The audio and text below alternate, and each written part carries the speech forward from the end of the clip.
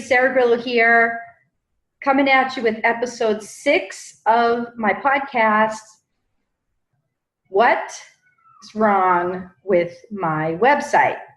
And today we are joined by my special guest, Kirk Deis. Hi, Kirk. Hey, Sarah. Thanks for having me on. What makes a good financial advisor website and what makes a bad website? I see some good financial advisor websites, but I also see my share of bad websites as well. And we're going to talk also about how to remediate issues really quickly on websites, because Kirk has an excellent technique for that. It's going to be really helpful to you advisors listening. And thanks everybody for tuning in. By the way, please subscribe, review, and rate this podcast when you're done listening. So, Kirk, in your experience as a web person, by the way, Kirk is my website person, so all of you know. Kirk, tell us a little bit about your background just before we jump in. Sure. So my story, I actually started everything with screenwriting. I went to school for that. I love telling stories. I love creativity. And from there, I landed some ghostwriting jobs, writing for online websites. Ultimately, it led me to working for different marketing agencies and ad firms and companies. Eventually, I launched my own marketing agency, Treehouse 51. We got a team of guys here. Which I am a client of. And just want to tell you, Kirk is unusual because he's a technical person, but he has excellent communication skills. So when you call up with that panic, like, why isn't this working? What's wrong? Like, even last week, I'm like, Kirk, what's wrong with my podcast? Why is it not showing up on iTunes? Totally relaxed, totally responsive. He's not one of those kind of elusive, only speaks geek kind of person. Like, he's a geek, but he also has personal skills. Sorry to insult you. No, I dig it. I dig it. Yes, the guys love that. My web guys are very much to themselves and don't like talking to humans. So, but you're human. Yeah. It's just, they're really cool, but yeah, they're not always the cool best. You're the cool one. That's why I'm still a client. Yeah. Okay. So Kirk, tell us what, in your opinion, is an example of a website that will engage people, because there's so many advisors out there that say, my website stinks. I don't know if it's working or not. How do you know if it's working? Well, everything you do should be based on the data. So if you don't have Google Analytics installed, make sure you have it installed. It's free. There's videos out there on YouTube. You can even go to our YouTube channel and find stuff. You don't have to go to us. You can just wait. What's your YouTube channel? Just look up Treehouse 51, Google Analytics. Treehouse 51, Google Analytics. Okay, because that's the first thing, Kirk, right there. Let's just pause. Financial advisors listening to this, do you have Google Analytics hooked up on your website? Because I can tell you that most of the time, and especially if it's a solopreneur or like a 3 or 4 person firm, a lot of these advisors just don't even know how many people are coming to your website on a daily, weekly, monthly basis. And without that data, you don't know if it's working or not. Yeah, that's 1,000% true. I mean, I would say at least 75% of the time, clients that we've worked with either don't have Google Analytics installed on their website, which is a huge no-no, or they do have it installed, but it's not firing correctly. So they have the wrong data. So you definitely want to take some time to check that out. It's completely free and it's very, very beneficial. Yeah, did you hear that? Financial advisors, free data. He said free, and it's data. You financial people that love free data and data, exactly. Jump on the bandwagon right now. Okay. The next thing is, not everybody has $1 million budget. Not everybody can afford to do something like just crazy out there and drop a bunch of money on AdWords and Facebook. So tell us about it. Right. Yes. So what do you do when that happens? What I recommend is find a website that you love and see how you can mimic it. And for me, the best website I have ever seen, hands down, is Amazon. Amazon spends millions of dollars on marketing. They fine-tune their whole funnel from what happens when you make a purchase to how they respond, to how you find products, to how they market to you. There's so much where I tell people all the time, go to Amazon and just click around and look at how they make their website, because there's so much you can learn from it. A great example is email marketing. When you buy something from Amazon, or if you don't buy something from Amazon, you're put on their email drip campaign. So I keep getting messages about a guitar that I saw on Amazon months ago, and I'm not going to buy it, But I'm like, oh yeah, eventually the dream will happen and I will get it. And thanks for reminding me. Exactly. And that's the idea of the sales funnel. Yeah. That's also missing from financial advisor marketing most of the time. Tell us about that. Yeah. What happens there is usually these solar entrepreneurs, they don't have a budget for marketing. So you're not going to have a budget for a marketing team. So everything's on you to figure out. So how do you figure this stuff out? Don't reinvent the wheel. So Amazon's a great example of they're spending millions on it. Why don't just go on there, go through their purchasing funnel, go through their website, find things that they're doing and research it, learn from it, see how you can do it yourself and make that happen for your site. Right. Okay. So why do financial advisors tend to not get leads from their website? Usually, I think a lot of websites suffer from the same thing. One is they want things for free. They don't want to spend money on marketing dollars. They think like, okay, I have a website and now because I built it, they will come. And unfortunately, that's not the case anymore. Why is that? Right now, Google has over 300 ranking factors for your website. Over 300, and it keeps growing. What does that mean? So a ranking factor would be, do you have, for example, meta tags on the back end of your website? And this tells Google what your site's about. Stuff like that. Does your image have a title description? Do you have enough copy on your page? Do you have backlinks? Are you on social media? Are you mobile friendly? And there's 300 of these. Over 300 that we know of. So this is always changing, and it's really tough if you're in marketing to stay up to date on that. Imagine if you're not in marketing. Imagine if you know nothing about it, you're going to be like, wait, what? So what you want to do is you want to please Google as much as possible and cross all those T's as much as possible so that Google can index you better. And what that means is, let's say somebody's looking for a financial advisor in Anaheim, then you should be coming up in those searches. But if you don't do those things that Google recommends, then you're not going to come up in those searches. The basic things you can do are look if your website's mobile friendly. I'm willing to bet a lot of listeners right now don't have a mobile friendly website. So how do you know what's the sign that your website is not mobile friendly? What you can do is a couple things. One is look at the top of your URL and it'll say, for instance, www.treehouse51.com. All the way on the left side where the www part is it green or is there a red exclamation point? Look at that. Make sure you have like the right certification there. Number two is just pop open the website on your mobile device. And be honest about it. If you can't navigate on your phone, it's not passing the Google tests. And it'll be pretty obvious. There's a lot of websites out there that candidly look like PDFs online, very dated. It's just really hard to navigate. It's really hard to find information. Things are like stretched across and you can't see it. So it's really easy to test that stuff. Okay, so financial advisors, look at your website on your mobile phone. Okay, next item. What other things can they do? Besides looking at like mobile, you want to make sure you have like Google Analytics. Another thing that Google loves is you're using their tools. So make sure you have Google Analytics installed, make sure it's firing properly, make sure you're using Google Webmaster Tools. This is another free tool. After you make all the changes to your website, you go to What if they don't, hold on, Kirk, what if they don't feel like doing that? So if you don't feel like doing that, what you can do is you can find a marketing. Someone like you to do it? You could find somebody like me to do it. Yeah, you could reach out to me, or you could. He's Google certified, by the way. I am. So I only have good people on this podcast. This is not some kind of like baloney podcast, by the way, where I just get like influencers on to like do a keynote address during the podcast. Like I've actually worked with this person, everybody. Okay, so it's not like like this is some like quack. You know what I mean? He knows what he's doing. Okay. Thank you. You can hire somebody. You can hire somebody. You can reach out to us. You can do it yourself.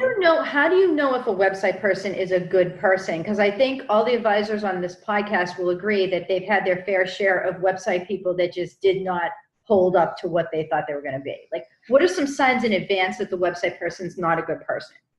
Okay, there's certain things you have to look for. The first thing is you get what you pay for. So always remember that. Right now, we're living in an era where everybody's outsourcing to India. They're looking at Fiverr, Upwork, freelancer.com, these type of websites where they can get somebody to do PPC marketing for you, for your company, for $5 an hour. That's a great deal. It's like, wow, $5 an hour, you're going to do all this stuff for me? Yes, let's make that happen. And then they get into your website and your website's broken. And eventually you come to us and then we fix these problems.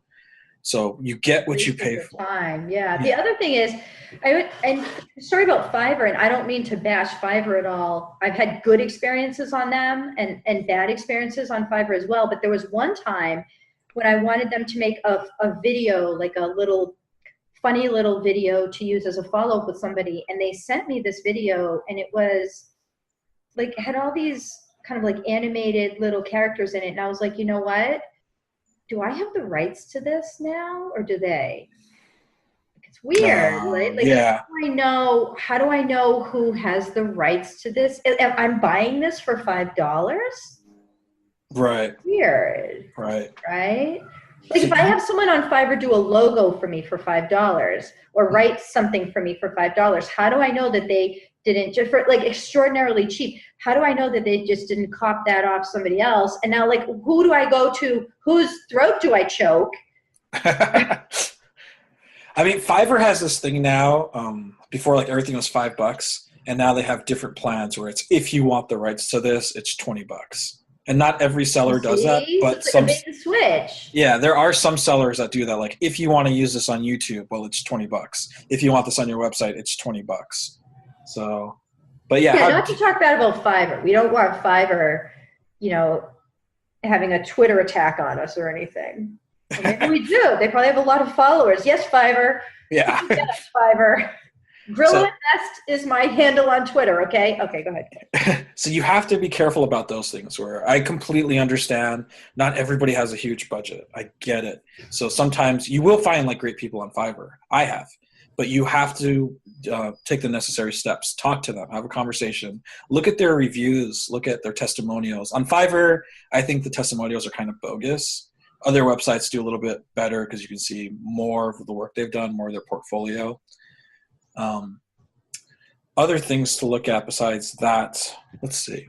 So look at the testimonials. Look at work that they've done, maybe? Yeah, look at work that they've done.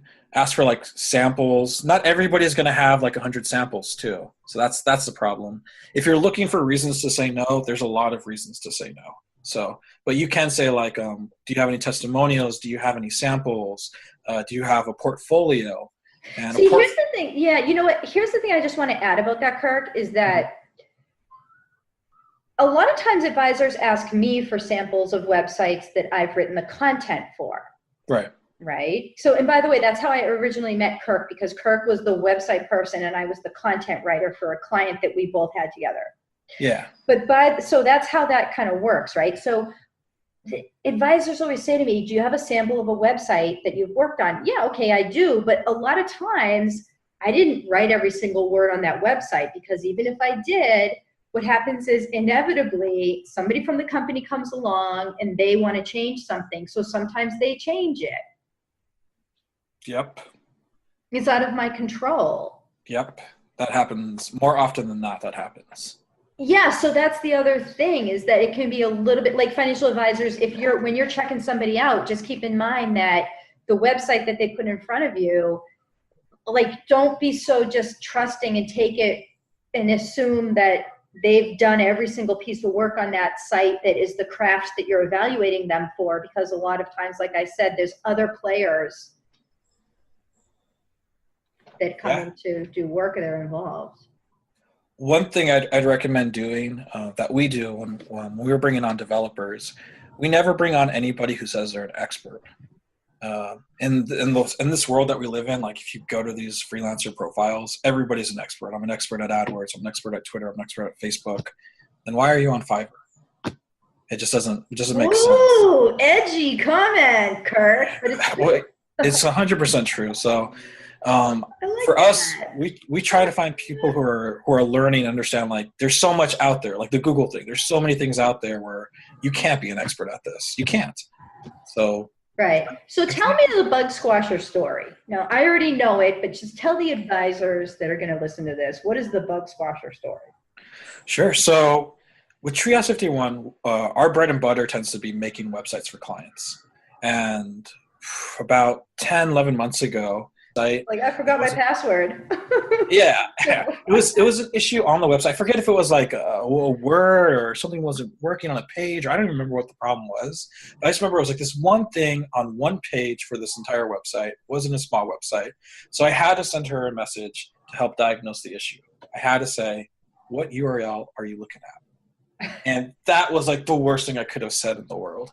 It made just things so much worse than what they were. She got really frustrated with me, and And then she wrote you a 20,000 word email? yeah. Well, she ended up calling me, and she was like, "Why don't you know this stuff? Why don't you?" And I was like, and I was trying to ask her like other questions, like, okay, so it was a mess. Okay, so yeah, so it was bad. And so then I had to tell the guys, because I'm like, guys, you got to fix this. And I'm telling them the story, and like I'm crying inside, and they're like, okay, yeah, we've heard this story before, different variations of it. And then it just hit me when I was telling them. I was like, I wish there was a way we could get all this information from clients without having to really talk to them and put them on the spot. Like, maybe she has a point. Maybe she doesn't need to know this stuff. What if it was on us to get that stuff? That's a tweetable moment. Tweet. Yeah. So that's how it all started, where I thought, like, I wish there was a way we could, a user could go to the website and just take a screenshot. And from there, I could tell you what URL it is, what type of device they were on, who the user was. I could tell you their IP address, and they could leave a note on there. Hey, change the image, change this copy. This form's broken. And it all started with that, and then it just blew up. Because once we started doing that, we tested it internally on a couple of our clients. And then the way that my mind works, I was like, okay, well, now we need a reporting function for this. So let's build a reporting tool. And now I want to assign tickets. I want to assign bugs to certain people of the teams. So let's create some team part to it. And it just kept growing and growing and growing. And then we were like, okay, I think we got to go live with this. We got to share this. So the bug squasher is intended to help you diagnose issues just really, really easily. No hassle, no fuss, just a click. So it's what like a financial advisor does this?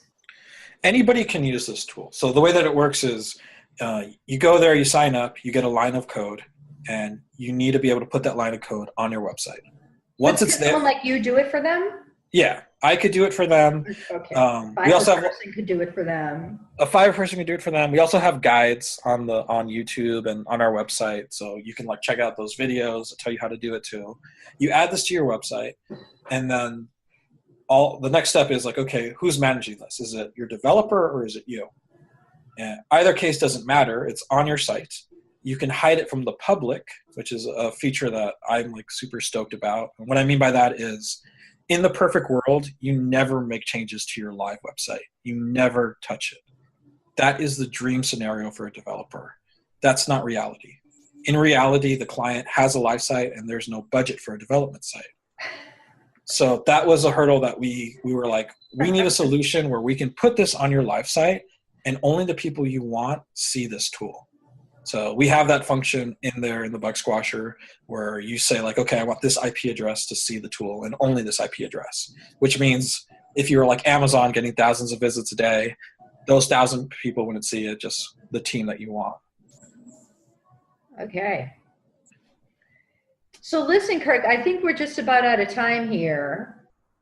But thank you so much for being on the podcast. I think this was really useful. So financial advisors, I always end every podcast with some takeaways so that this is not a motivational podcast where we're going to walk across the hot coals at the end. This is practical, and I'm going to give you some homework because if you don't have enough things to do already. But you did come to my podcast for a reason, and that was to hear, I almost used the word expert advice, Kirk, but I can't use that word now because you said not to. Oh yeah, don't call me an expert. So for homework, the 3 things, advisors, that I want you to do are look at 3 websites that are better than yours. Like Kirk was mentioning, he loves Amazon. Find your 3 sweetheart websites and think about what you like about those and how can you somewhat replicate that on your own website. The other thing is get Google Analytics hooked up. If it's already hooked up, you need to start looking at it once a week And do that for the next like 2 months, okay? And do a little bit of an assessment on where are you losing traffic?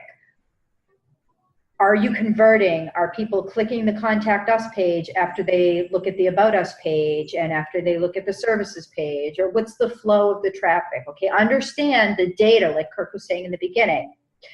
And the other thing is, and this kind of relates to what I do a little bit, but think of some ways to actually get that website in front of new people.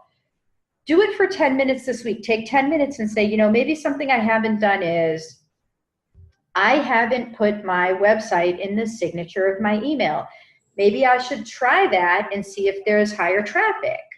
Because sometimes, people that don't know you and they get an email from you, sometimes they'll kind of go to your website, or it might be like, hey, you know what? Maybe my website's not in the contact information field of my LinkedIn profile. Maybe it should be there. Is my website on the company page of my LinkedIn company page? If you don't know what these terms are, financial advisors, then let me know, because we can schedule a consultation, or you can go to LinkedIn Help. But you definitely should know the ways to get your website out there, because there are a lot of ways you can do it for free, and it's a great opportunity to get more traffic and get that data effect going on. So thanks everybody for listening. Sara Grillo podcast, Kirk Deis, my special guest. Kirk, thank you for being here. Thanks so much for having me, Sarah. I appreciate it. Okay.